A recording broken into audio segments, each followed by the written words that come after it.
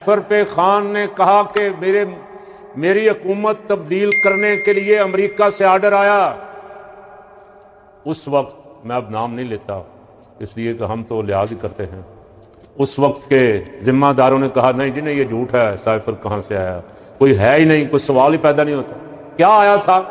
آیا یہ تھا کہ حکومت بدل دو۔ کس کو آیا؟ باجوے کو۔ آنا تو پرائم منسٹر کو چاہیے تھا سائفر، آیا باجوے کو، اور باجوے نے جو بے شرمی کا مظاہرہ کیا نا، ساری حد امریکہ کی غلامی میں اس حد تک گر گیا کہ اپنے ملک کی منتخب حکومت کو تباہ و برباد کر دیا۔ اس دن قاسم سوری نے جو رولنگ دی تھی وہ بہت صحیح تھی، حق تھی۔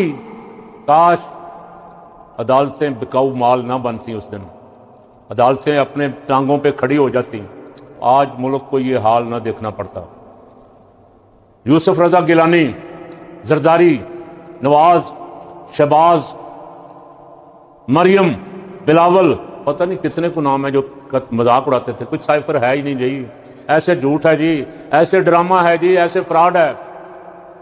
فقیر کی رائے یہ ہے، اگر سننے والے فیصلہ کریں تو نیچے کمنٹس کریں کہ فقیر کی یہ رائے صحیح ہے یا غلط ہے۔ اس وقت جس سیاستدان نے، مولانا بھی ان کے ساتھ تھے، جس سیاستدان نے جانتے ہوئے کہ سائفر آیا ہے، آرڈر آیا ہے، مولانا نے تو بعد میں بتا دیا کہ ہمیں باجوے نے بیٹھ کے کہا تھا کہ مجھے آرڈر آیا ہے کہ تمہارے آسانیاں کر دیں گے تمہارے لیے، اس کو چھٹی کرواؤ، اس کے خلاف عدم، اگر تم نہ لائے تو امریکہ یہ کر دے گا وہ کر دے گا، دھمکیاں میں لہجہ تھا۔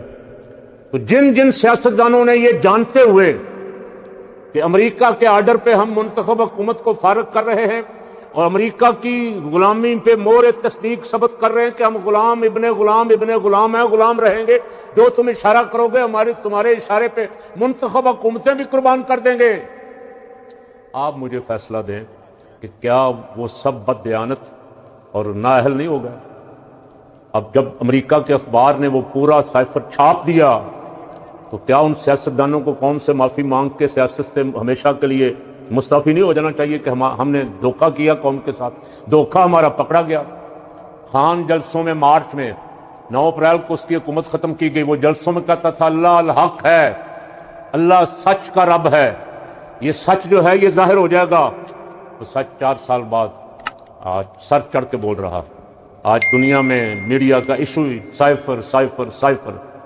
تو جو ذمہ دار ہیں بہادری کا مظاہرہ کریں، دلیر بنیں، اپنی ذمہ داری قبول کریں کہ ہم نے ملک کے ساتھ دھوکہ کیا تھا، ملک کے ساتھ زیادتی کی تھی، ملک ترقی کی راہ پہ جا رہا تھا، فیصل آباد میں ٹیکسٹائل ملیں چل رہی تھی، مزدور نہیں ملتے تھے، کسان خوش تھا، ہم نے ایک چلتی ہوئی معیشت کو روکا، بیڑا غرق کیا، اور اب بقول وزیر داخلہ 100 ارب ملک سے غائب کیا، اور یہاں جو لوٹ مار کر کے جو کچھ کیا اس کا تو حساب ہوگا ایک دن۔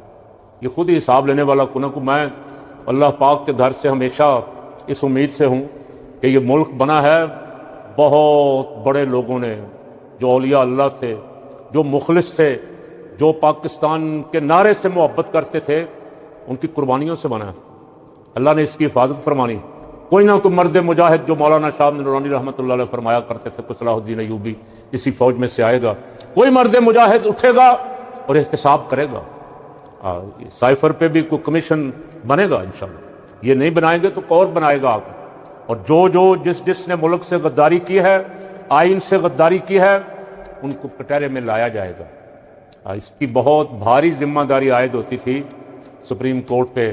کاش ہمارے جج صاحبان حق کے ساتھ کھڑے ہو جاتے، ڈٹ جاتے، اور سارے ذمہ داروں کو کٹہرے میں لا کے قوم کو ان کے چہروں سے نقاب اتار کے دکھاتے کہ یہ دیکھو یہ لیڈر نہیں ہیں، یہ رہنما نہیں ہیں، یہ تو غدار ہیں قوم کے، یہ تو ایجنٹ ہیں، یہ ٹاؤٹ ہیں، یہ ویزے کے لیے، یہ شہریت کے لیے، کسی ملک سے مال لینے کے لیے، وطن قربان کرنے کے لیے بھی تیار ہیں، اپنے عوام کی قربانی دینے کے لیے بھی تیار ہیں۔ اللہ تعالیٰ اس ملک کی حفاظت فرمائے۔ دل کے ارماں آنسوؤں میں بہہ گئے، یہی کہہ سکتا ہوں۔ بہت کچھ کہنے کو دل کرتا ہے لیکن بہت ساری چیزوں کا خیال آتا ہے تو پھر رک جاتا ہوں، بیمار آدمی ہوں، لیکن یہ سوچتا ہوں اگر ہم بھی نہ بولے، حق نہ بولا، خاموشی اختیار کی، تو کل ظالموں کے ساتھ ہمارا بھی گریبان پکڑا جائے گا کہ تمہیں زبان دی تھی، تمہیں ممبر دیا تھا، تمہیں بولنے کا حکم دیا تھا اور ظالموں کا ساتھ نہ دینے کا حکم دیا تھا۔